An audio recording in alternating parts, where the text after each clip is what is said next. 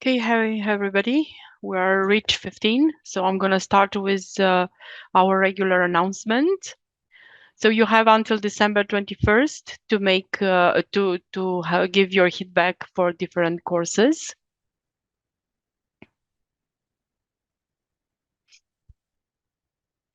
We are seeking out presenters and topics for the seminar. So if you have any ideas or suggestions or interested in some particular presenters, please let us know.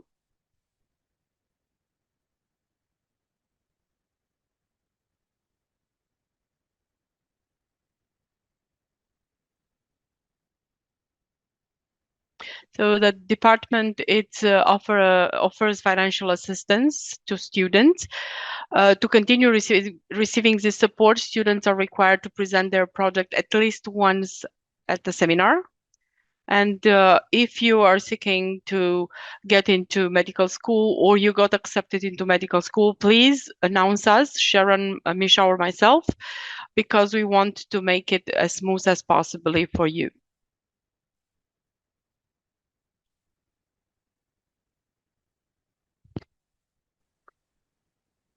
So Muskan, please, can you introduce Fabio? Yes. Hello, everyone. Good afternoon. Welcome to IRR and Experimental Surgery Seminar Series. So today we have one student presenter and a poll will appear at the end of the presentation. Please fill it up for us. The student presenter is Fabio Mendes, who is a pediatric surgeon from Brazil and currently in PhD 4th year writing his thesis. He is supervised by Dr. Poenaro and co-supervised by Dr. Hali. And his today's topic of presentation is improving pediatric trauma by teaching non-technical skills. So over to you, Fabio. Okay, thank you very much for the introduction and for the opportunity to present my work. That is about improving pediatric trauma education by teaching non-technical skills such as communication, leadership, situation awareness, decision making. And I think that it's really clear when we think about this example. I think that most of you maybe have seen this movie or know about this accident where this plane hit a bunch of birds in New York, and then the pilot needed to do a landing on the Hudson River. It's called the Hudson Miracle because he did everything, all these decisions really fast, and because he has a really good non-technical skills, which we don't have as a surgeons. So especially for pediatric trauma, that is a field that I have a lot of interest in. I could see during my time in Brazil and during my master's that doctors can miss up to 66% of essential steps while they are treating injured children. And most of these errors are really due to the lack of non-technical skills. So I decided to explore how we can make this better. And one of the ways that the literature is suggesting to improve non-technical skills is to have more debriefing time, especially after simulated scenarios. But looking closer to this literature, actually the debriefing strategies that we have today remains largely guided by expert opinion, and because of that, the systematic reviews, they suggest that future studies should focus on developing a validated method to training these skills. And was my hypothesis. We thought that maybe structured debriefing focus on these skills can enhance trainees' non-technical skills. And for that, we needed to formalize first this debriefing tool, and then we decided to test it in a randomized controlled trial. To measure the efficiency, we actually choose three metrics: the confidence, that we could use self-assessment survey to measure that; the non-technical skills itself, that we have a score that we can score the participants. This is our primary outcome, and also their performance. So trauma simulated scenarios, we have steps. So I measure the percentage of the steps that students were doing after our intervention. So this is the debriefing card that we developed. We gave that for instructors to our trauma workshops. And as you can see, they have like different strategies for debriefing, like self-assessment, focus facilitation, provision affirmation. And differently from what is happening today, it's really focused on communication, to be polite, to talk to your team members, instead of the typical ABCDEs that we actually was used to do the debriefings about. And this is how we tested this card. We invited medical students to go through a round of scenarios. So we have 4 scenarios, and then these students participated with there were 4 students for each team. They played different roles. One of the students was always the trauma team leader. This is the focus of our metrics. And then when they finished one scenario, they rotated through another scenario. And then they changed their roles, allowing the students to be trauma team leaders at least once. Once they finished the 4 scenarios, then the control groups, they did a standard debriefing based on technical skills. The interventional groups, they went to the non-technical skills debriefing, and the instructors used that debriefing card. After that, they went through like a second round of scenario, changed their roles, and we measured the self-assessment, their confidence by self-assessment surveys and knowledge before and after. The notes score, we recorded the videos, and then evaluators assessed the notes score of the participants before and after, and also the steps of the protocol that they completed. So just for you to show how it worked, this is like the introduction of the workshop. Then the teams, they went through the rounds of simulated scenarios. This is a case, supposed to be a teenager here, the trauma team leader, the team members, and the instructor helping them to go through the scenarios. We did 8 workshops, 6 in Canada. I had the opportunity to do 2 in Brazil, just to understand if we would have differences because of the country, but also to take an opportunity to bring about of my research to my country. We had 53 participants, 8 exclusions because of video recording problems. And then after, we had 20 students in the control teams and 25 in the intervention. We had in total 106 videos, 10 minutes videos each that we needed to analyze. And when we stratified by the subgroups and we studied the demographics of the population, actually there were no significant differences in terms of the sex, the gender, their age. They were similar. In Canada, we had students that were more advanced in the medical course. We selected the students in the 3rd and then 4th year of their medical course, and their initial notes scores, so the baseline on technical skills, were the same. So to simplify the results, we grouped the Canada, Brazil groups, control groups, and then the Canadian intervention and Brazil intervention in the interventional groups to make it clear. Regarding the self-assessment surveys and presenting our results now, we didn't show a difference between the control and then intervention. So that means that their perceived knowledge in pediatric trauma increased in both groups, and this increase was similar. Their confidence to be a team member, acting as a nurse or respiratory therapist, was also similar. And also their confidence level to be a trauma team leader was similar. So no difference. The workshop itself helped the students to improve their confidence in this aspect. But regarding the notes score, it was really clear that the non-technical skills debriefing group, the intervention, their score improved from 2.13 to 2.75, and it's important to say that this score goes from 1 to 4, and it was clearly improved by the debriefing card. The standard group, the control, didn't change at all. And when we compare the differences between the teams in the condition, in the intervention and the control, we could clearly see that in the intervention, the students increased their notes score by 0.6 in average. So the graphs illustrates better. This is the baseline score, the post-debriefing score. Each of these dots is a student. The blues are the control, the red intervention.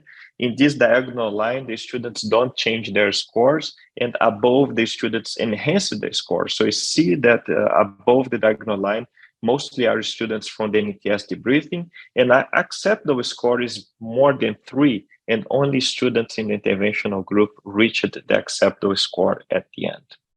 Regarding the performance, we selected to do this metric because we understood, okay, now these students have better non-technical skills, but that means that they are performing better. So that's the reason we measure the percentage of the adherence to the protocol. And as you can see in the standard, it changed, but not significantly. But in the interventional, it changed, and I saw a difference. At the end, comparing the two groups, there was no significant difference. You see that it's close to 80% of the steps, but our sample size was not measured for this outcome, and probably that was the reason we didn't see the difference here.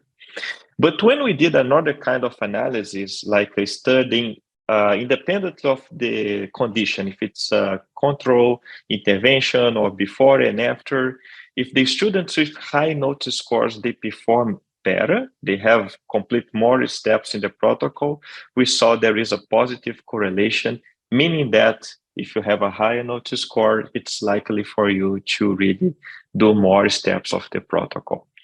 So in summary, regarding the self-assessment and the confidence, both conditions with similar improvements in knowledge and confidence. The notice score, clearly the debriefing to the intervention led to significant improvement. And in the performance, you could see that in the intervention condition, we saw a significant improvement in the protocol adherence, and there is a positive correlation between notice score and adherence. This study has limitations. We couldn't exclude the students that we excluded from the video analysis from the self-assessment survey because it was anonymous, so we didn't know which students were. Also, even though the demographic characteristics of between Brazil and Canada were similar, maybe there are other factors that can contribute to different scores. And also the notice score is subjective. So even though we had 2 blinded evaluators, this could be a problem. And also the scenarios repeat. So that being said, maybe at the end, the students will perform better because they have seen the scenarios. That's the reason we added a control group. So at conclusion, the debriefing card works. It correlates with better performance. And the way that I'm going to change my practice, because I'm a trauma instructor, we just gave like a course for the Canadian Forces. So now the time of my debriefing is really focused on non-technical skills, communication, leadership. I'm not talking a lot about drugs, how I can intubate the patient, but how they should collaborate.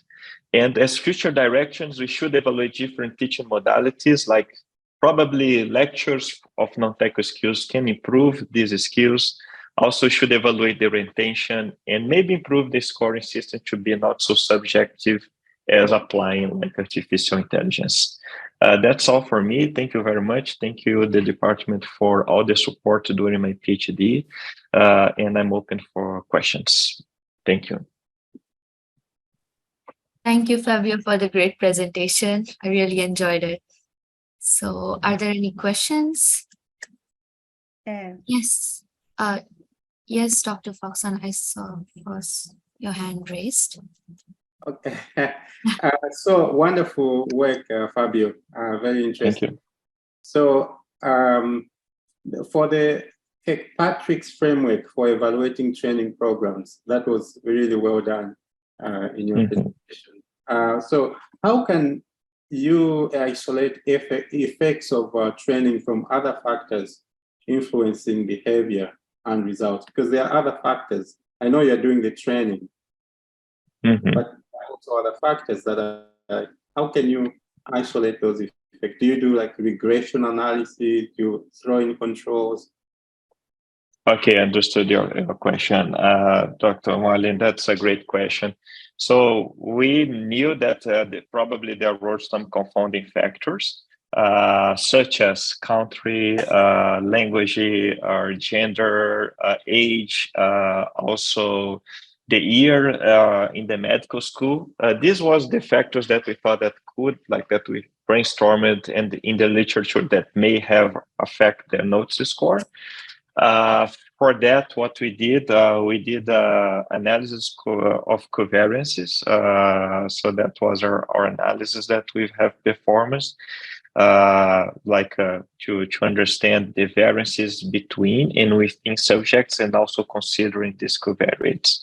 So we ran this analysis for the overall notes score, and as it showed that only the condition and the time that changed, that will influenced the notes score, we focused on this analysis. So this is how we addressed the other factors. So we did this repeated measures analysis of covariances, and the other, like, even though when you consider only the gender or only the year of medical school, this doesn't seem to be the cause of the difference in the note score. I hope that I answered your question. Very much. Thank you. Yeah. Thank you. Oh, we have another question by Razan. Please go ahead. Thank you, Dr. Fabio, for your interesting presentation. Just I would like to know, I found a lot of similarity between your study, like you presented workshop, and between ATLS.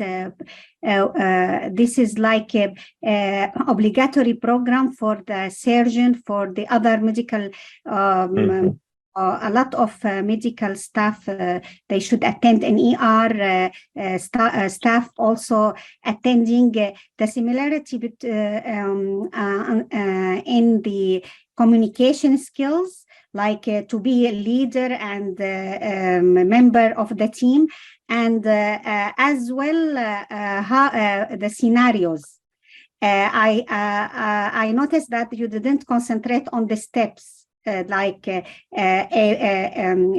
ABC, airway, circulation, disabilities, but what the main aim, or what is the difference between these two? What you want to reach? Okay, the ATLS is like our standard course for trauma. I'm instructor of the ATLS, and it's really focused on the ABCDs. What we start, like, I started to notice, and the reason I started to do this research was because I could see that the trainees, they could learn the ATLS from other things, like reading the material, watching videos, practicing. And most of the time during the debriefing sessions, when they knew I didn't do the letter C, the circulation well, like the shock, they were like really, they have this awareness. But for non-technical skills, some studies, they show that it's really hard for you to self-assess yourself in non-technical skills. So how was my communication? How was your leadership? So you really need someone to help you, like instructors to help you. And this is what we're not doing a good job. So the instructors, we know the ABCDs, so just provide a lot of information about the ABCDs again, and we're forgetting to talk about, even though ATLS mentioned about, but there is natural, like, it's not structured, it's not like a mandatory thing to talk about these things during the briefing time. So if I can say, like, after these results, now I would only talk about that. And if I say, well, read the chapter 2 if you'd like to understand more about the protocol, but let's use our time for that. So this is how I think it can change practice, and how this research taught me. Okay. Thank you for your question. So do we have any other questions? Okay. Sure. Hi, Muskan. Yes, one more question. Sure. It's actually more of a comment. So yeah, wonderful presentation. Yeah, very interesting results, Fabio. Just wondering, where do you plan on extending the study? Maybe I'm not sure if you mentioned that at the end, but do you have any like future plans to extend it to other aspects in this type of work? Yeah. So. Like, I think that the future aspects that I saw is also the limitations of this study. It always starts like that. So, for example, I think that this scoring system is too subjective, although this is what we do have. So I started to thinking about like as this is a scoring system, maybe it's not too hard. Maybe we like upload the transcripts of these recording scenarios in ChatGPT, for example, and ask them to score these students. Then this decrease the subjective or assessment, and then help us to provide better feedback to the students. So actually, we asked the REB for an amendment to analyze that, and then we are going to compare our notes scores, the ChatGPT score. So this is an idea. Another future area that's important is to explore other ways to teach non-technical skills, because we are saying about debriefing, but as mentioned, maybe if I give a really 1 hour lecture of non-technical skills, this may be helpful, and then we can add this to the curriculum, to the program, or use virtual reality. Video game is that we have like these virtual escape rooms that you train collaboration. This also may be a funny way to test non-technical skills. So this area is really huge, and we can do lots of different like research using these different tools. Thank you for the question. Sounds great. Yeah. Congratulations and good luck. Thank you. So thank you. Thank you, Fabio, for the great presentation. I don't see any more questions. So thank you so much. Over to Dr. Foxen, please.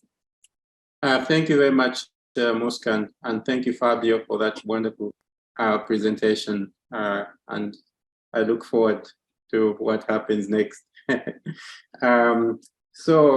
Today we have a brilliant scientist from the Shriners Hospital for Children, Professor Pierre Moffat, who is also an associate professor.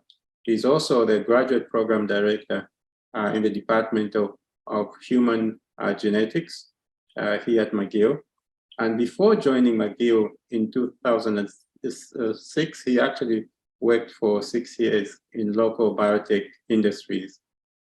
So he has got a lot of experience, not only on the bench, but also in translation. So he's also a senior scientist, and he's also, he did a research associate at the Faculty of Dentistry at the University of Montreal.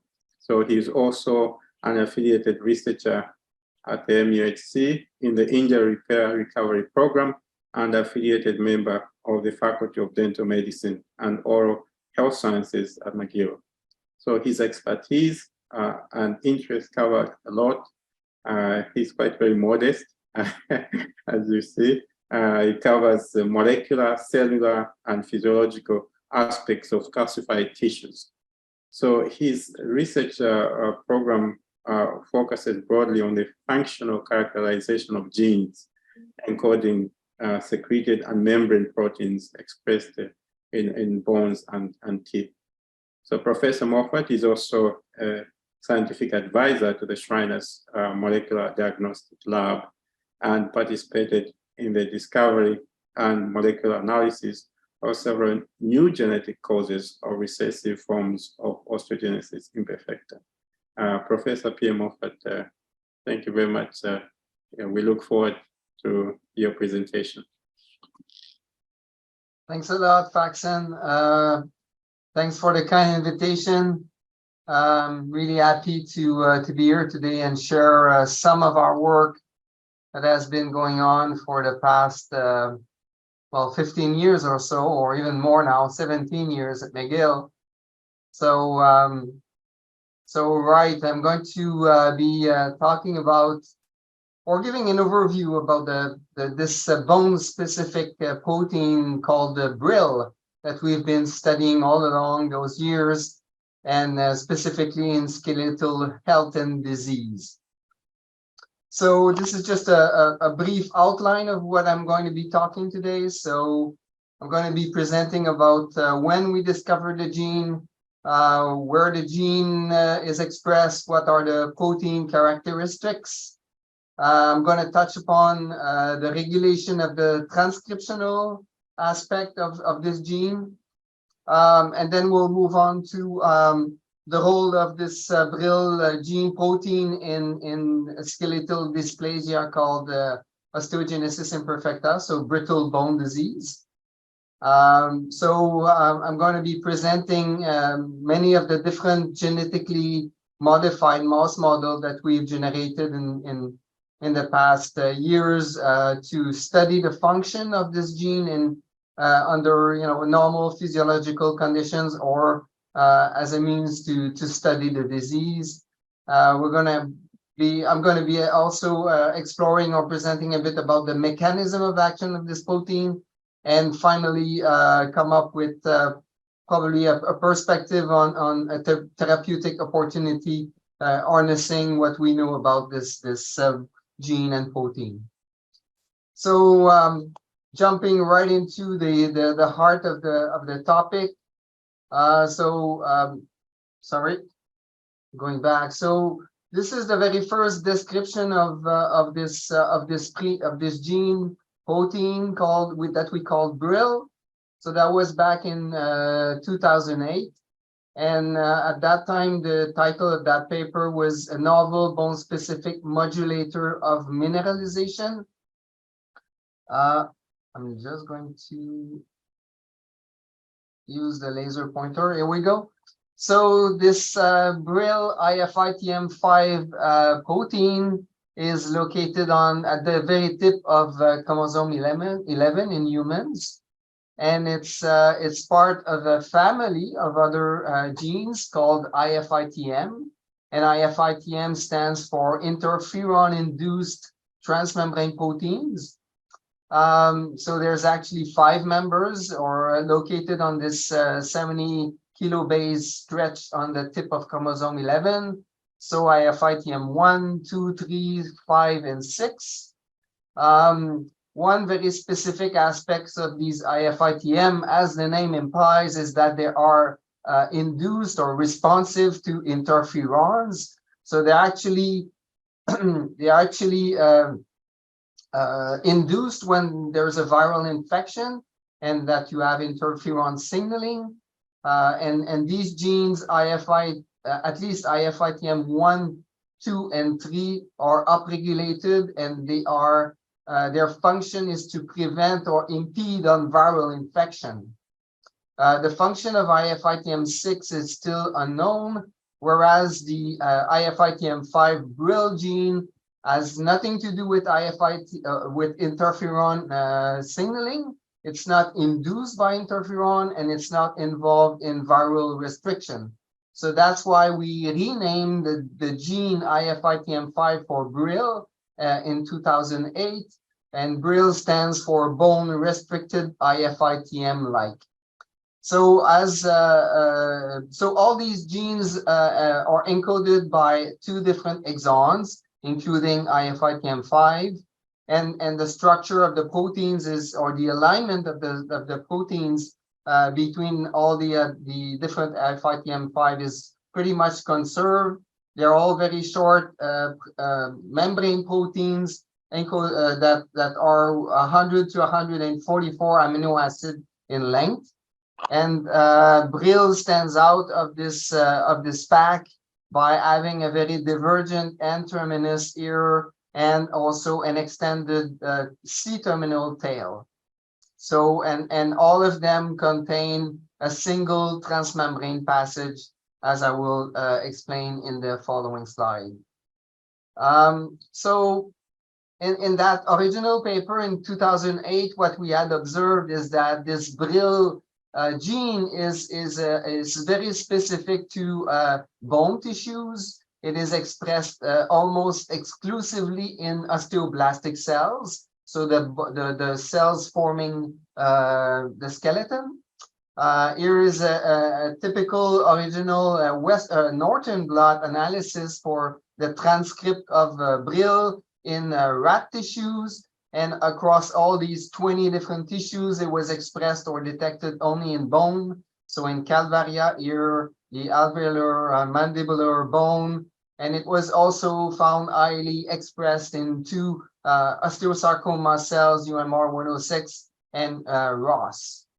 At the protein level, here at the bottom left of the screen, we can detect the protein by using immunohistochemistry. And what we can see in these mouse embryonic tissues is that the Brill protein localizes in here a transverse section of the femur nicely to the bone-forming osteoblast at the collar region, and also here in the calvarial osteoblastic cells, and in the incisor, as you can see here, the alveolar bone, but also in the odontoblast, so the cells that will be forming eventually the dentine portion of the teeth. In that paper, we had done some functional studies by either using gain of function or loss of function in cells. So we overexpress this Brill protein in UMR 106 osteosarcoma cells. We saw that using adenoviral delivery of the Brill protein, there was a steady and an incremental accumulation of calcium 45 uptake in the cell culture, and here the von Casa staining looking at the mineral being deposited by those cells increased relative to the control virus. And also by doing knockdown studies in the MC3T3 E1 mouse osteoblastic cells using an siRNA or silencing RNA knockdown approach, where we use 4 different siRNA. And here's the Brill transcript detection being knocked down by at least 3 of them. And at the protein level, there was also a concomitant decrease in the Brill protein being made by those cells. At the mineralization level, those expressing these with the knockdown of Brill had tremendously less mineral being formed, here 1, 2, and 3, compared to either the empty vector or the non-target shRNA, thus indicating that Brill may be involved directly or indirectly in the differentiation and the mineralization of osteoblastic cells. One thing that is important to know is that in that paper, only in vitro cell culture studies had been conducted at that time. So when we look at the Brill protein structure, as I alluded to earlier, so the Brill protein is a type 2 membrane protein having this N-terminus that is intracellular, a single transmembrane passage, and a C-terminal extension that it is facing the extracellular milieu. This protein is palmitoylated, so its palmitoylation is the addition of a 16 carbon chain of a lipid, in this case palmitate, that are added onto those cysteine residues, especially cysteine 52 and 53, and that allows this palmitoyl residue allows the protein to being trapped or anchored rather at the luminal side of the plasma membrane. When we look at the cellular localization of the Brill protein using 2 different antibodies, using an antibody that recognizes the intracellular portion or an antibody that recognizes the extracellular portion, we see right away that the wild type protein, either in permeabilized cells or intact cells, is localized mainly at the plasma membrane, and also maybe not showing up in that image here, but a bit in the Golgi apparatus. Coming to the palmitoylation of this protein, so we mutated those cysteine residues that are involved in the palmitoyl residues being added on the Brill protein, and we saw that when we mutate those 2 essential cysteine residues, the protein cannot travel to the plasma membrane and gets trapped here in this crescent type signal that we see here that represents Golgi apparatus. However, the other or the last cysteine at position 86, when mutated, did not essentially change the localization of the protein. So all in all, we can say that The protein is a membrane, mainly a membrane-bound cell surface protein in osteoblastic cells, and that the palmitoylation at least two critical cysteine residue is absolutely essential for traveling from the Golgi apparatus to the plasma membrane. And here that was an experiment where we labeled the cells in vitro with tritiated palmitate, and we saw that when we mutate those two residues, C52, 53, and also 56, we lose the palmitoylation event that is being essentially made in the ER Golgi by palmitoyl transferase enzymes. So now I'm going to be just briefly mentioning what we know about the transcriptional regulation of the Brill gene in osteoblastic cells. So what we saw in a nutshell, and that was published in 2013, we identified two separate mechanisms of regulation at the gene level. So one involves transcription factors that can bind the promoter area and then elicit transcription of the gene. And these transcription factors are mostly the GLI2 protein and the SP family members SP1 and SP7. So SP1 is a ubiquitous GC-rich binding protein, whereas SP7 is the osteoblast-specific Osterix protein that is a main driver of osteoblastogenesis.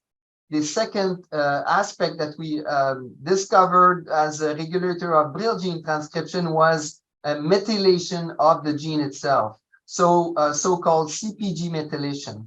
So methylation is normally an epigenetic regulation event that that can repress transcription when there's heavy methylation at these CpG sites all along the promoter region of the Brill gene. And when you remove those methyl groups on the CpG island, you turn on the gene expression. So going back now to the GLI2 protein level, GLI2 is one of the last transcriptional regulator of the EDGOG signaling pathway, which is represented in a cartoon here, whereas you've got INJOG molecules, which are secreted molecules that can bind to the receptor patch, and then that alleviates the repression by a second receptor called SMUTN, and then you get activation of the transcriptional regulator GLI2 that now goes on and be able to induce the transcription of the Brill gene. And that's on the right, we used two different molecules. So Indian EDGOG itself, which can induce nicely the Brill expression in osteoblastic cells, but also a drug called permorphamine, which is an agonist of the pathway itself, and that can also on one hand favor mineralization and differentiation, but also turn on Brill expression very potently. So all in all, we have found that two different mechanisms of action regulate Brill expression in osteoblastic cells. So this is just to summarize what we just discussed. First, that Brill is an osteoblast specific protein with eventually a potential target role in the mineralization of the cells in vitro. Brill is post-translationally modified by palmitoyl residues anchoring it to the plasma membrane. The gene is transcribed by SP1, SP7, and GLI2 regulators, and CpG demethylation is also involved in activating the gene. So all those data pointing to exciting and role of Brill as being an essential gene for skeletogenesis and also potentially a drug target at that time.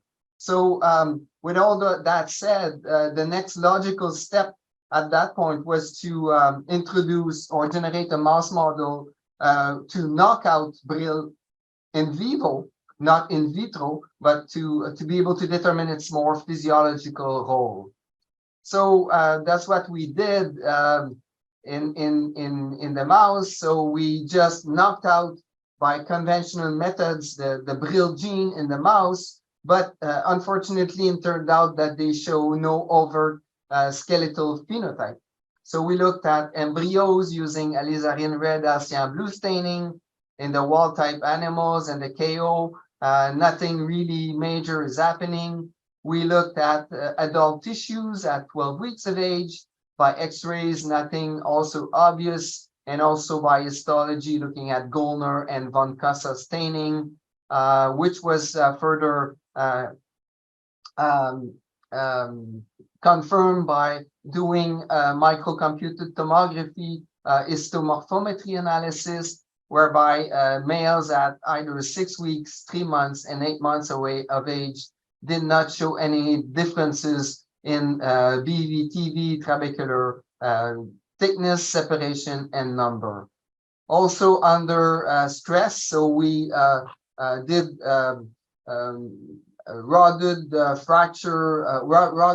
stabilized rodded fracture repair model in the tibia of those mice. And when we quantified the bone formation at a given endpoint, we did not see any differences between the controls and the knockout animal, thus suggesting that indeed in mice at least Brill is dispensable. However, in 2012, a very exciting turn of events as nature revealed that Brill was actually the genetic cause of a very specific type of osteogenesis imperfecta, so type 5. And these were the 2 original papers describing in the American Journal of Human Genetics the same mutation in the gene, which causes this minus 14C in the 5' untranslated region of the gene into a thymidine, and that creates a novel ATG, so a novel translational start site, and the mutant gene and protein then has this extended N-terminal end that is perfectly in frame with the natural coding of the Brill protein. So just as a quick summary of what is osteogenesis imperfecta, which I will abbreviate OI from now on. So normally osteogenesis imperfecta, or most of the cases, over 85% of the cases are caused by mutations in collagen type 1 genes. And these are all autosomal dominant forms of osteogenesis imperfecta. There have been more than 20 different types now of osteogenesis imperfecta that have been described, and most of them are recessive forms of osteogenesis imperfecta with molecules that are important for the collagen secretion, processing, post-translational modification, and most of these genes that are causing recessive OI are also related to collagen to some extent, while the only one that is also caused by a dominant mode of inheritance is the IFITM5 that I just talked about, so the Brill protein. It turns out too that this OI type 5 disease was first described by Francis Glorieux here at the Shriners in Montreal, and that was in 2000. And he first described this case of a patient showing this hyperplastic callus in the femur with this massive inflammation in the limb, and so this is kind of the hallmark of osteogenesis imperfecta type 5. which are so both the hyperclastic metaphyseal expansion and also the there's often this calcification at the anterosseous forearm in those patients. And at the histological level, they have decreased cancellous and cortical bone. They have this mesh type or woven type lamellation pattern of collagen when observed under polarized light. And when they are being these bone sections are evaluated for mineral apposition rate by tetracycline labeling, you can see that there is a very uneven and interrupted label of the tetracycline incorporation into the bone, suggesting that the osteoblastic activity is perturbed in those individuals with OI type 5. After that, a more larger spectrum of those clinical manifestations were described. So here in a follow-up paper by my colleague Frank Rausch in 2013, showing again this hyperplastic callus in the femur, but it's not always as dramatic as this. And sometimes the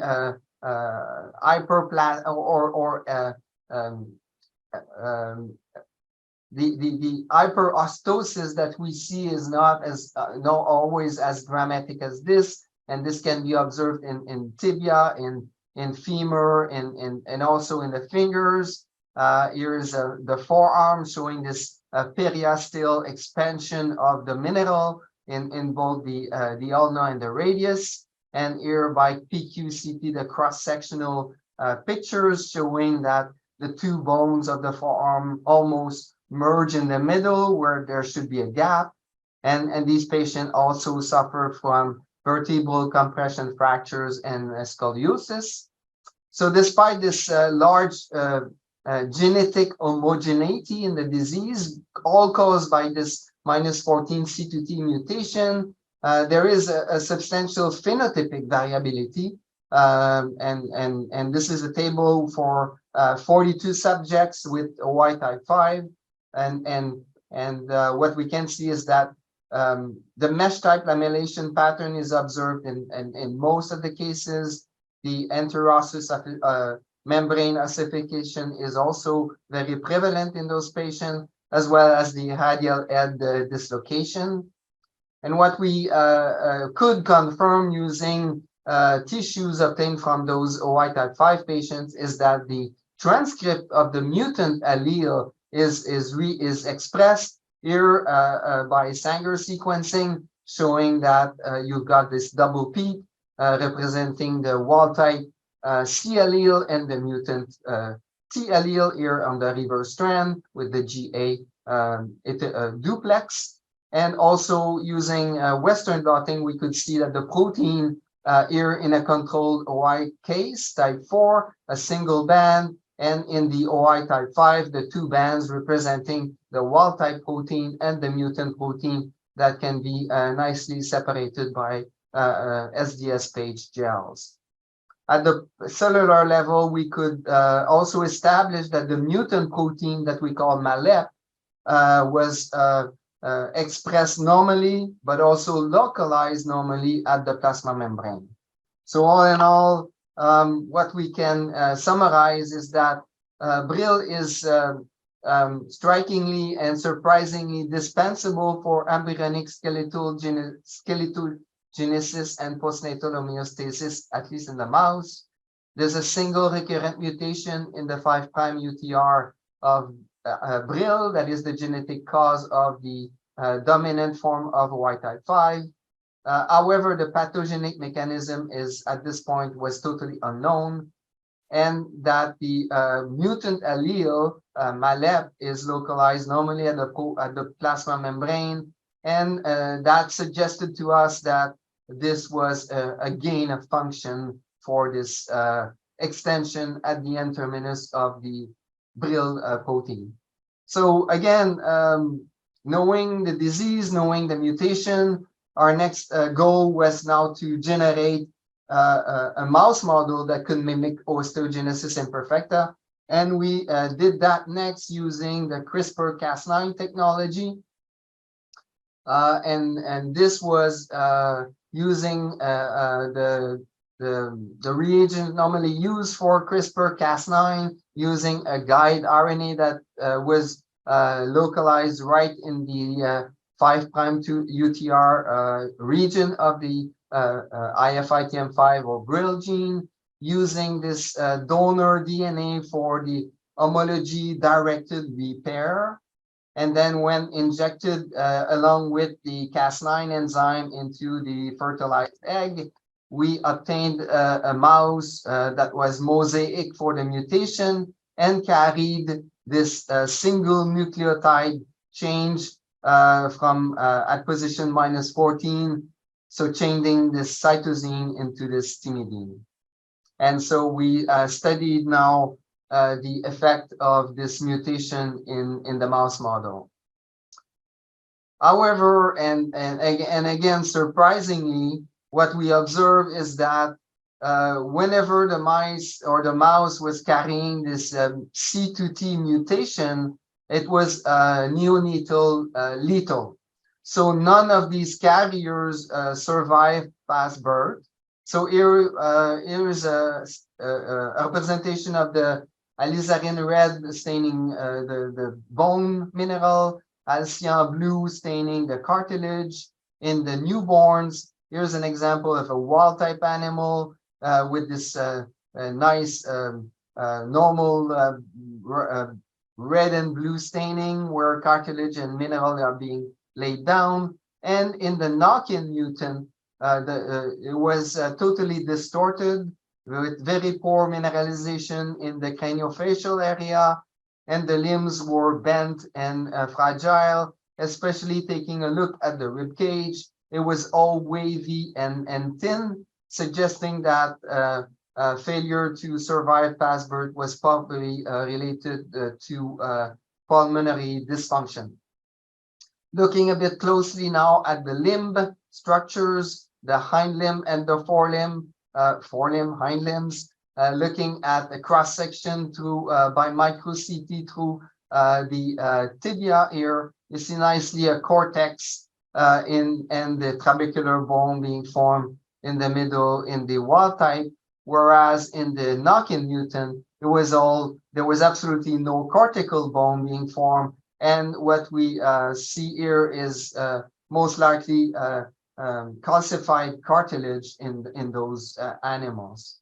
Looking at the histology through a humerus of the wild type here, staining for alcyan blue, so cartilage at both ends of the growth plates, collagen type 10 marking the hypertrophic chondrocytes. And here in the mutant, again, the entire midshaft was filled with cartilaginous material, staining with alcyan blue and the collagen type 10 hypertrophic chondrocyte extending almost all the way to the midshaft region of the gene, of the section of the bone humerus.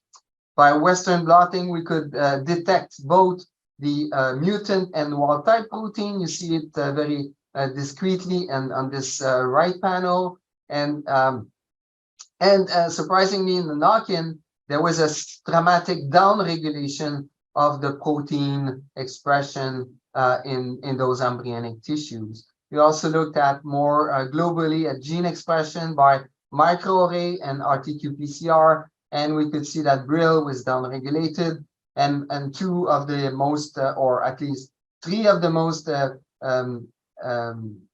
representative examples of genes expressed in osteoblast, BAGLAP, osteocalcin, also SOS for osteocytes, is acid phosphatase 5 for osteoclast were also dramatically reduced, suggesting that there was a lack of or a blunting in the osteoblastogenesis and a total absence of osteocytes or late marker of osteocytes, and also a poor infiltration by the bone marrow, suggesting that even osteoclasts derived from marrow precursor cells will not differentiate properly.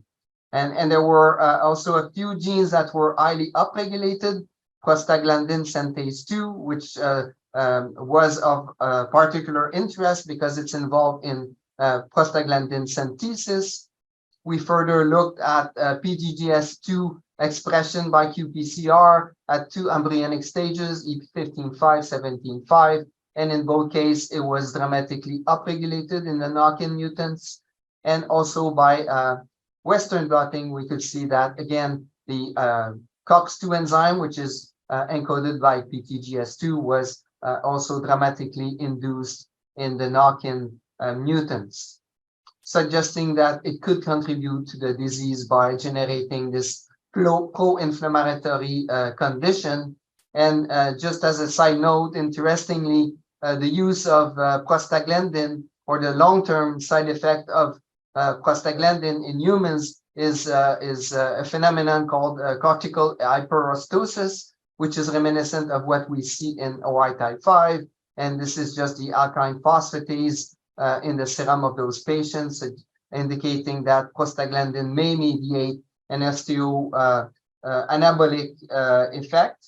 And also looking at 2 other papers with the prostaglandin transporter and the prostaglandin dehydrogenase that is essential for degradation of prostaglandin E2, for instance. And in both cases, these cortical hyperostosis were also observed, therefore indicating a potential link between the Brill protein or the mutant Brill protein, the inflammatory component, and the cortical hyperostosis. So just to summarize, again, this single C2T change in the mice causes mortality at birth, and which is a more severe phenotype than what is observed in patients. The patients do survive past birth, and some even don't even show these drastic phenotype. The osteoblastogenesis is totally blunted by the mutant Brill protein in the mouse model. But however, unfortunately, it does not allow postnatal development studies, and is not easily amenable to mechanistic studies because they just die at birth. Again, touching up upon the inflammatory component that is possibly involved with the upregulation of 3 genes that we have identified, PTGS2 and R4A3, a transcriptional regulator also driving inflammation, and another gene that has not been described yet in bone called MSNP that we are working on a parallel project. So the next step that we had envisaged was to possibly identify what signaling pathways are perturbed or modified or increased as a result of the expression of this mutant malleal Brill in vitro. And again, pointing to the gain of function potential of this mutant protein. So what we did next, we, in an attempt to identify what signaling pathway is this, this mutant protein having this 5 amino acid extension at the N-terminus could possibly be activating to drive whatever downstream mechanism. So for this purpose, we use the cellular screen for transcription factor-based activation of luciferase reporters. So these luciferase reporters are hooked with multimerized response element for transcriptional regulator. So for instance, G2 that we have seen, SP1, SP7 that can directly activate gene transcription by binding these response element, therefore driving luciferase as a readout of activity. And these are all the, so we use these cells, so these MLOA5 cells and the MC3T3E1 osteoblast to overexpress either the wild type protein or the MALEP Brill mutant protein, and see what is the readout in terms of luciferase activity with all these different transcriptional regulator, and among those 20-ish or so reporters that we tested, only 3 showed a robust activation of activity, and that's one encoding for a reporter being activated by MEF transcriptional regulator and FATC1, and as we saw previously, NR4A2 or the family, which is NR4A1, 2, and 3. So we showed next that indeed not only the wild type but the MLIS protein could induce the reporter activity. Here's on the left the MEF2, the NFAT, and the NR4A luciferase reporter. So in each case, the MLIS protein always more robustly activate all 3 reporters. So if you look here with the wild type, you've got 50-fold activation with the wild type protein, and you've got over 100-fold activation by the MLIS protein. The same is true if you compare 4 with 15 with the NFAT luciferase reporter, and 3 and 15 with the NR4. And when we combine those either wild type or MLIS with their respective transcription factors driving the reporters, we could see a synergistic amplification of the signal going here, especially with the MLIS from 112 to 188 for MEF2, 15 to 47 for NFAT, and 15 to over or close to 300 for the NR4A. So suggesting that Brill, or that the MLIS Brill is inducing or causing a more dramatic induction of these reporters or signaling activity, leading to transcriptional activation in those cells. I'm not going to go too much into details, but this is kind of a summary of the study that we did. So we found that the MLIS Brill protein could interact with this ER resident protein called CAML, and this protein is an important regulator of intracellular calcium signaling, which can then activate calcineurin A, driving NFAT and MEF2 activity, going on onto the promoter of genes in the nucleus, activating, for instance, prostaglandin synthase 2 and the NR4A3 gene. And this could be repressed by the FK506 inhibitor, which targets calcineurin A, and also HDAC4, which can repress actively MEF2. And in a nutshell, one of my master's student who's currently finishing his thesis has kind of drawn this cartoon showing that this may not be as simple as we thought, using different inhibitors of the molecules, targeting different kinases and transcription factors. We can say that the story is more complex than what we had anticipated at the beginning. Although, even though we have conclusively identified some potential downstream targets of the MLIS Brill signaling, we have not yet fully determined what is the uttermost upstream event whereby MLIS can activate those downstream targets, except for calcium signaling, which we have not formally and experimentally proven yet.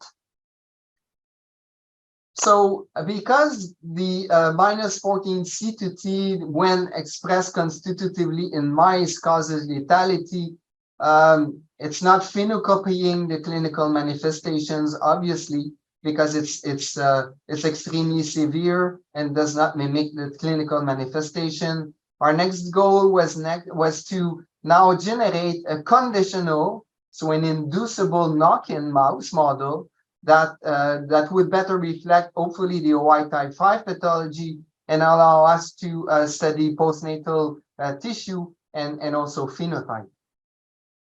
So again, we turn to the technology of CRISPR-Cas9 to introduce this point mutation, again, the -14 C2C, C2T.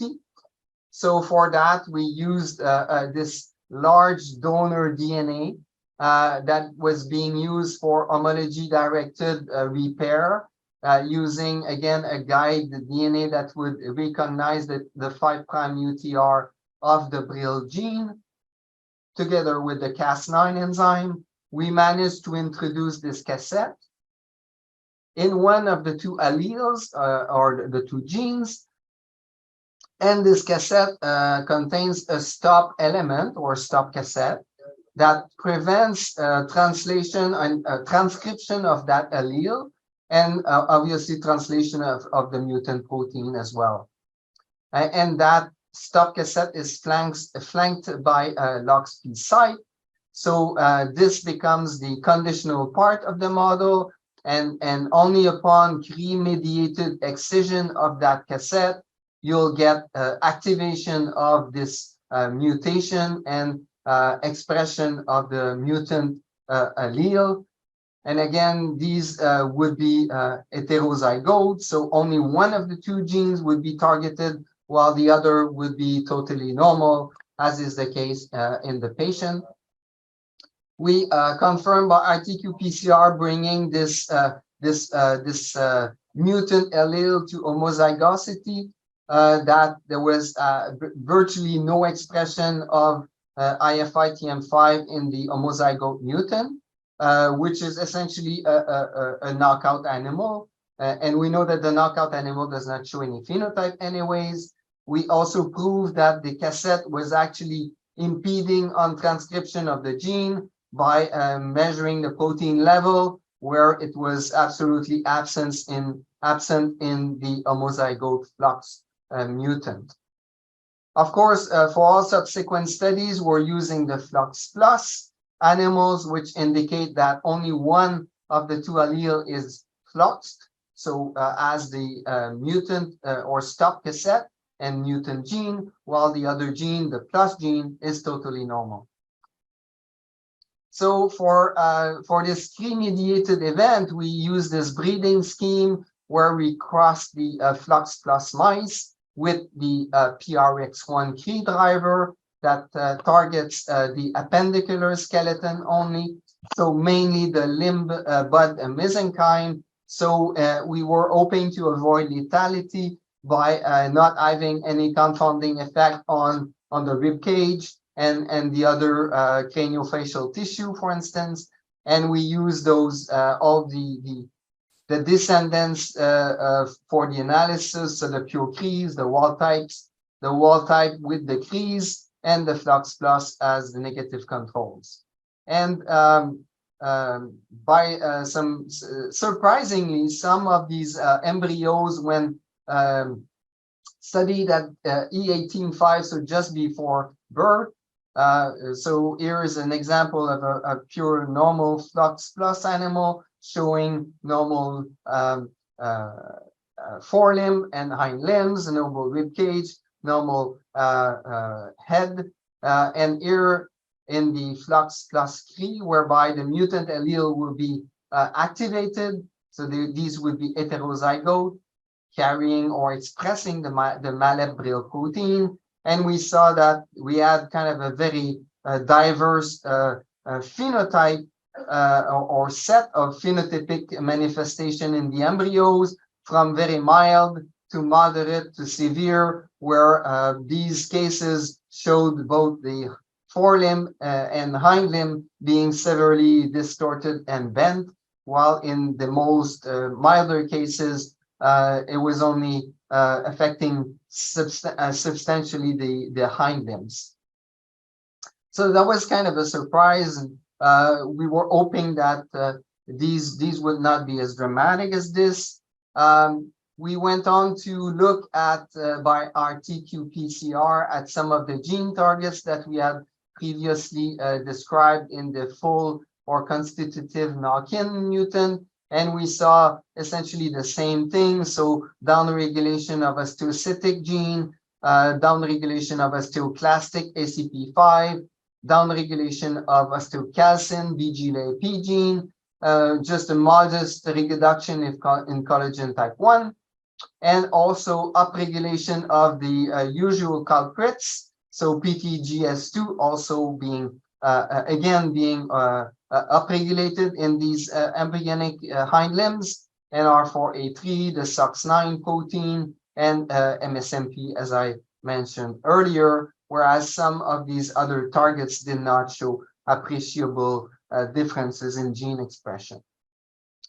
At the histological level, the embryonic tissue also showed this bent and cartilaginous appearance all the way to the midshaft in the mutant, as compared to the control animals here stained with safran NO, with the showing the red staining over the cartilaginous tissue. And here all the wild type animals in the upper panels showing the Brill staining, the collagen type 10, Osterix, collagen type 1, and looking at, again, the collagen by Picrocerius red, were all affected in the mutant animals, again showing the extension of collagen type 10 staining over almost the entire midshaft, and that the cells at the middle of the shaft was labeled very abundantly with Osterix, so a precursor of osteoblastic cells, showing that these cells were kind of arrested at a very early stage of osteoblast development, and the collagen type 1 was very reduced, dramatically reduced, with a very peculiar staining, pericellular staining at the cortical midshaft. So all in all, these histological analyses resembled very much the constitutive knock-in mutant mice that we had generated previously.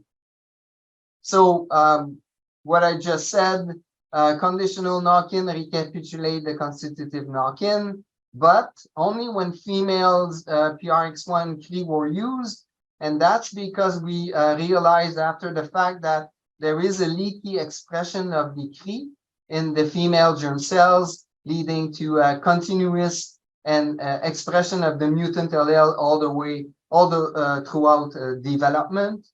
So we went on then to use for the mating or the breeding, the male's PRX1 Cre with the female FOX+, and from those many descendants survived to adulthood, and that's what I'm going to present next. So the phenotyping of these adults at 12 weeks of age.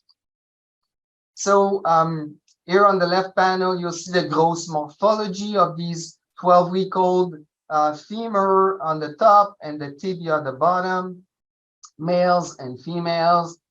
And you can appreciate here, for instance, that the femur are shorter in both the males and females. They show this apparent bend at the proximal side. The tibia also are shorter, and they also show this characteristic bend.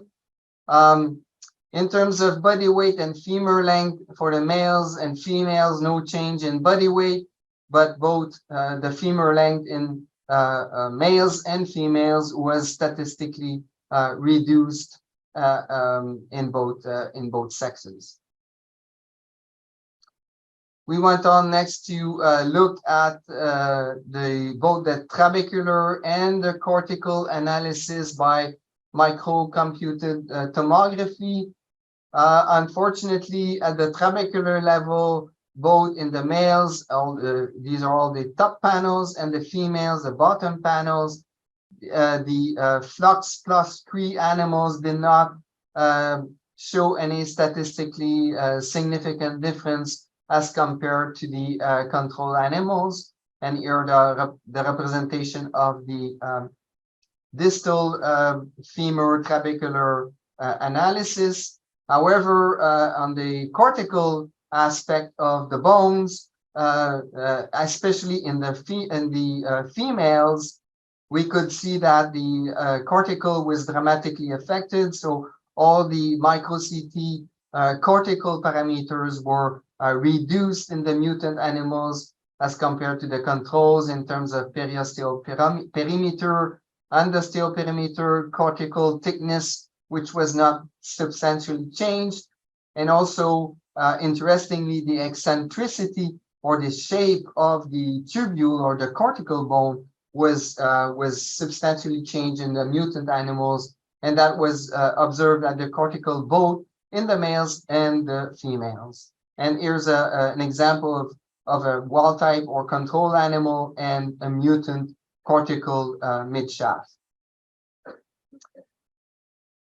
As I alluded to in the previous slide, the femur will also appear to have a bend in the proximal side, and that was quantified and measured by doing X-rays of those femurs, and we measured the angle of the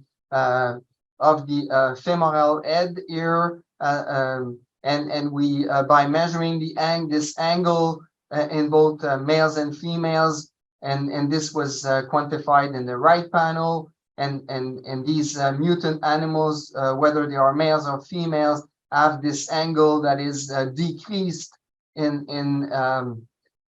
suggesting that they have a Coxa-Vara phenotype, so that the angle of the proximal femur head is shaped differently in the mutant as compared to the wild types. More recently, we went on to look at the forearm analysis, and this is just an example and preliminary data showing on the left the micro-CT imaging for a wild-type animal and a mutant animal with the radius and ulnae, and these are cross-sectional images showing both the cortical bone here in the radius and the ulnae at two different positions along the forearm, showing the very nice separation between the two bones. And in the mutant, we seem to have kind of a fusion that is more proximal to distal, whereby the ulnae and radius are almost fused at the proximal side, and at the distal side, they are not fused, but almost nearing,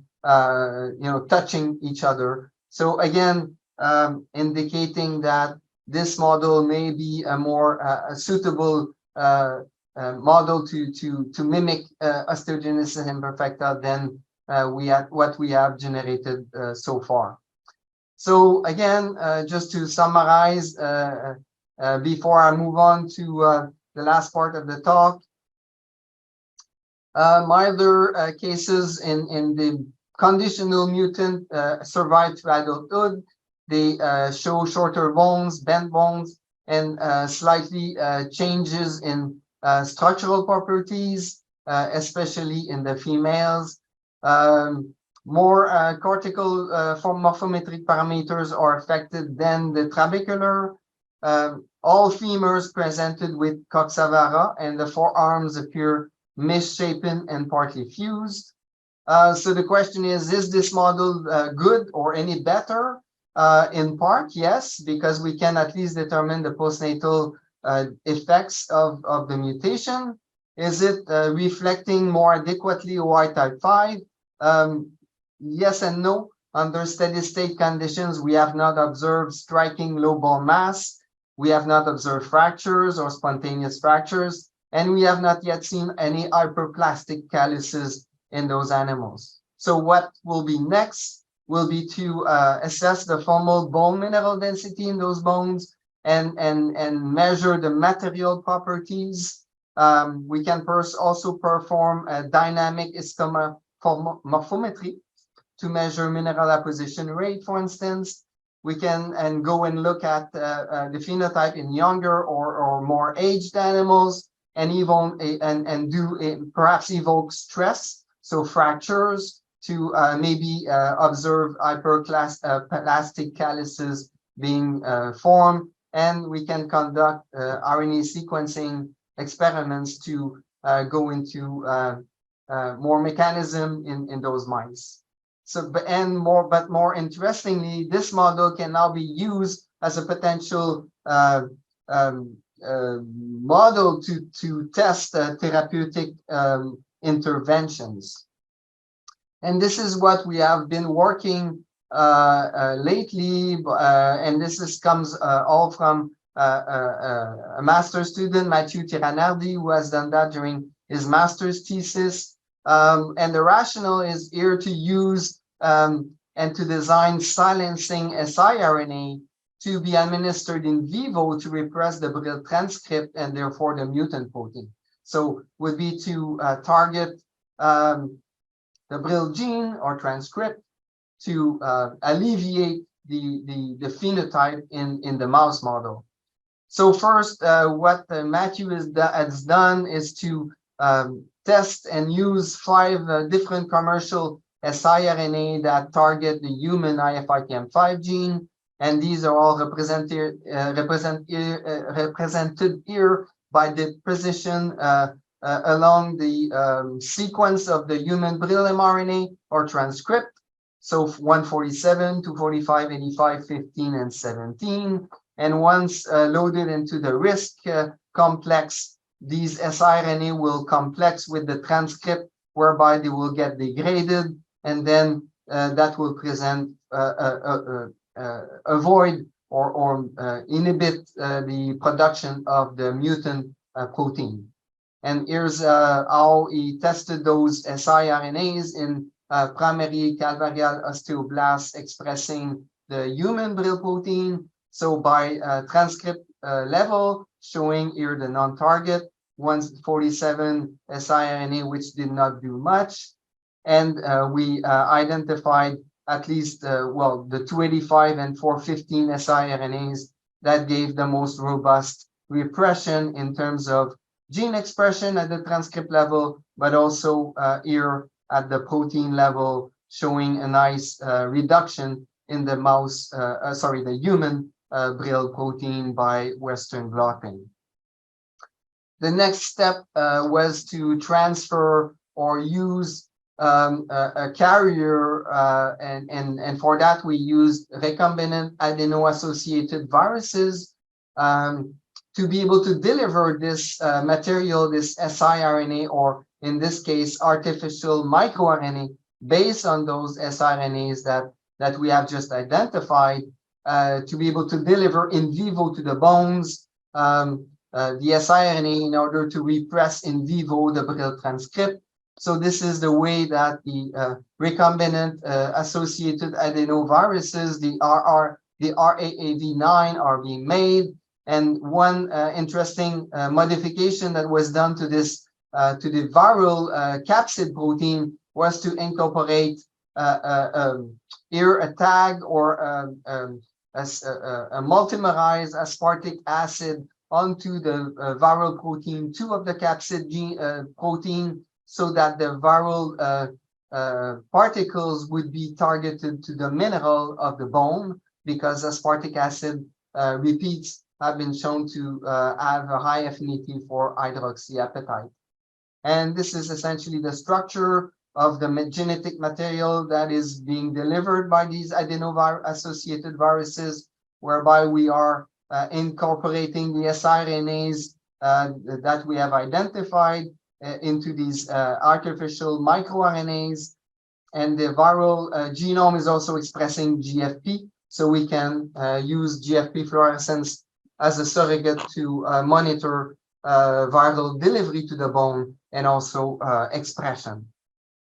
And this is one of the preliminary experiments that we've done. We injected these viruses intravenously into the mice, and then we collected some of the tissues, the bones, the liver. We looked at GFP fluorescence to attest that the viral DNA was actually reaching the bone. Here are some images of the calvaria, live imaging of the calvaria, showing cells that have incorporated the the viruses and expressing GFP. However, when we did the phenotyping or the assessment of the human Brill mRNA in those mice, transgenic mice, we realized that this at least this one single siRNA was not capable of reducing substantially the levels of the human Brill transcript as compared to the control AAV or the non-injected mice. And that was also confirmed by Western blotting, where we saw no substantial decrease in the protein level. So we're further trying now to optimize the dosing, either by the timing or the viral load of the viruses that we need to inject to target a sufficient proportion of cells in the bone tissues to be able to target enough osteoblastic cells, so in order to repress Brill transcription. And we're also, Matthew has also optimized quite substantially the artificial microRNA structure stability, and which will be we will be able to use in combination, even therapy using different siRNAs to achieve a more efficient reduction and repression of the Brill transcript. So on that note, I will just summarize very briefly. Despite being a bone-specific protein, Brill is dispensable for bone homeostasis in mice. A single recurrent mutation in the Brill gene causes a Y type 5. Since then, two more coding mutations have been described, leading to distinct forms of OI. The pathogenic mechanism caused by this mutation in Brill is still elusive, although we have identified signaling pathway leading to inflammatory component and possibly changes in cell fate. The conditional mouse model that I presented last represents, at least in my opinion, a major leap forward to further study and elucidate the mechanism and therapeutic avenues for OI. And clearly, more studies are needed to fully understand the consequences of the expression of Brill either in vivo or in vitro. And on that, I would like to thank all those that contributed to this study, current lab members and past students from my lab, and also clinician colleagues and basic scientist colleagues, guiding with whom I'm having quite a lot of discussions to trigger and think of new avenues to tackle this problem. And on that, I will take any questions. So thank you very much, Pierre, for that really wonderful presentation and very comprehensive. So please feel free to unmute, or you can write in the chat. I think we have from Rashid. Thanks for the great presentation. What challenges might be associated with targeting Brill for therapeutic interventions, and how could these be addressed? Oh, that's a very good question. In the mouse, we know that Brill is dispensable, but in humans, we don't know. And we have no evidence that humans can live without the Brill gene or Brill protein. So if we were to use a silencing approach in humans, we would need to target the mutant allele only, not the wild type allele, so that there is residual protein, wild type proteins being made. So that's a challenge, because we will not want to totally ablate or inhibit Brill expression in a human being. For now, we're just using the siRNAs in the mouse model as a proof of concept that we can turn it off or turn it down.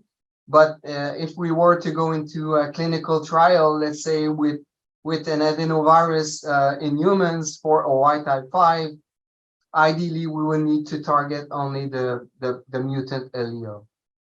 So these are the challenges that are upcoming. And for that, we could use CRISPR-Cas9 to either engineer or try to reverse the mutation in the mutant Brill gene, or only target the mutant Brill transcript by having an siRNA that targets specifically that region. So these are all avenues that we could use to address the concerns. So Pierre, I was intrigued at Brill's role in bone development. You talked about the experiment that you did where you knock out Brill and mice. Mm-hmm. And of course, you expected that you're going to have bone deformities Yep. and probably reproductive problems. And then you showed that these mice, they reproduced, thrived, at least it seems up to 12 months or so. Yep. Yes. Up to 8 months. Up to 8 months. So does that suggest that when there's skeletal patterning and then there's bone mass accrual and remodeling, that you don't need Brill? That's what it would suggest, and we're still very puzzled for why, given this very exquisite Brill or osteoblast specific protein is totally dispensable in the mouse model, is still a mystery to me. We and others have shown that the lack of Brill in 2 different models is fine. The mice do survive very nicely, and skeletogenesis resumes and normally, and we have no clue why that is, and whether there could be some functional redundancy, although the other IFITM5 members are not involved as far as we know in osteoblast. So the simple answer is we don't know why the mice can survive very normally without any Brill at all. Right, because you do show really elegantly in terms of its role in osteogenesis imperfecta type 5, which you show really nice with the Brill mutant and the other mutations. Really, really nice. But it was quite interesting to see its role in bone development. Yeah, absolutely. So this very small change creates this very dramatic and specific effect in the bones of the OI type 5 patient is also still a mystery to me, and we don't fully understand what's going on. We have some clues, but definitely we don't know the entire story. That's for sure. Right. But luckily it turned out that there was a mutation and a human disease, because after I had generated the knockout with no phenotype whatsoever, this project I had just put on the back burner and canned. It was gone. It's only when the 2 papers came out that I decided to start this project again. Right. Yeah, that's the beauty of research. Mike. Hi, Dr. Moffat. Yeah, wonderful. It's a wonderful story, actually, on the development of understanding of Brill in OI. I had it very well done and very insightful on the understanding of Brill. I was just curious as to some of the signaling pathways that are elicited by Brill are also implicated in other diseases, such as osteoarthritis, such as the IHH, and even Wnt is known as well, but Indian hedgehog as well. Has anybody looked at the roles of Brill in these types of pathologies? Potentially, maybe, since parts of osteoarthritis involve cortical bone thickening, and you also have chondrocyte hypertrophy, which seems to be a result here in OI, at least with the MLIS mutation. Has anybody looked at this? Maybe some role in OA? Yeah, thanks, Michael. No, as far as I know, nobody has really looked at the role of Brill in other diseases. It's important to realize that Brill is not expressed in chondrocytes at any stage in development. It's a purely osteoblast specific protein. Therefore, we should not be expecting any effect on articular or cartilage or growth plate chondrocytes, but maybe indirectly, yes, as you mentioned, in osteoarthritis, or there could be some osteochondral defects there that may involve in part Brill, but nobody has really looked at whether it's got any direct or indirect involvement in those diseases. Only some kind of I normally look at single cell RNA-seq from many different papers, many different diseases, and it's always related to bone. But no, unfortunately, nobody has looked at other types of diseases except OI. But you showed very clear malformation in the differentiation of the chondrocytes to osteoblasts, right? The osteoblast differentiation and the increased expression of COL10 and so on in the growing, I guess it would be in the growth plate during bone development. In OA, you have these osteophyte growths that occur, which also they happen in this type of growth plate manner. That's why I was curious as to whether it could be indicated in later stages of OA. The mutant or the cartilaginous midshaft that we see, I don't think it's a direct cause of Brill affecting chondrogenesis. Rather, it's a lack of osteoblastogenesis, where there's a lack of vascular invasion and a lack of bone marrow formation. Therefore, the entire midshaft stays the way it was from an earlier embryonic stage development. So it's like looking at something that would look like an E14.5, but it's actually E18.5.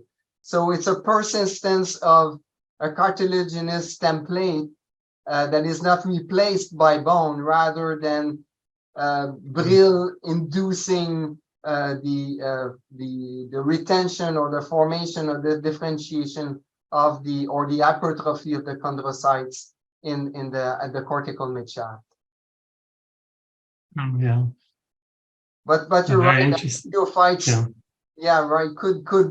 Could somehow involve a periosteal event and inflammation and maybe Brill as well, signaling to through NFAT and MEF2, which are kind of all over the place too. Yeah, exactly. Because he showed, I know the knockout didn't show much, but your the knock-in, when you when you activated, right, where you saw upregulation in your studies, you did show increased mineralization and so on. So yep, absolutely. So the hyperostosis that we see in the patient is kind of recapitulated a bit in the mouse model, but not as dramatically as we see in the patient. Wonderful, thank you. Thank you. I have a question for you. It's still striking that the pathways that are modulated implicate transcriptional regulators that migrate from the cytosol to the nucleus.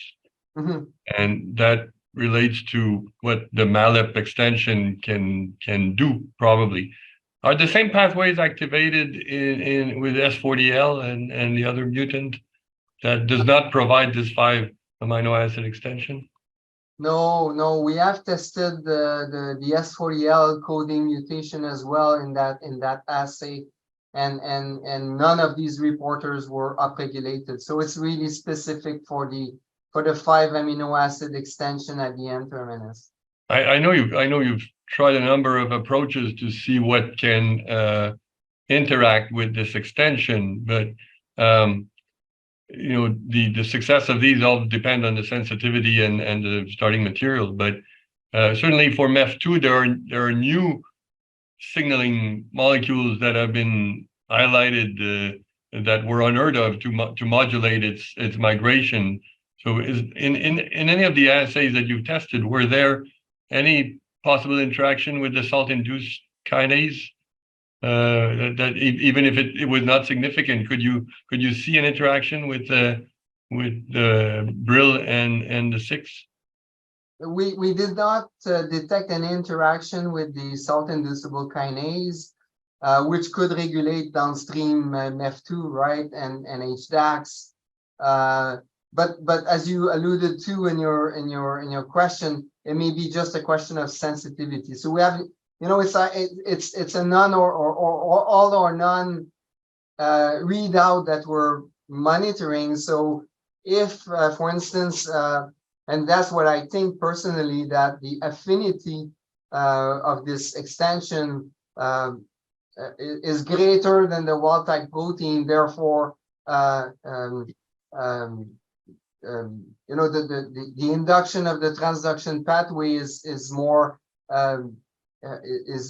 more dramatic than the wild-type. But it doesn't mean that it's either yes or no. It may just be an affinity thing that we have never really picked up because our assays do not allow us to define, even the ER membrane protein that we identified as an interactor with Brill, we could see it with the wild-type protein and the mutant protein. There was absolutely no difference whatsoever in the interaction of both. So whether it's a question of affinity as well, and how much we're producing and how much interaction there is and activity there, I don't know. But certainly your question about other small molecules affecting more upstream pathways regulating nucleo or cytoplasmic nucleo shuffling of these transcriptional regulators is very pertinent.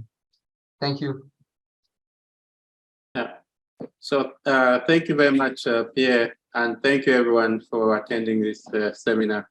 We really appreciate your input. Pierre, we look forward to what else Brie can do. I look forward to it too, Faxon. Thank you.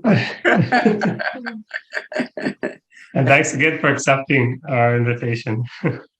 Thank you, Michael. Thank you, Faxon. Yeah, and thank you, and bye, everyone. Bye-bye. Bye.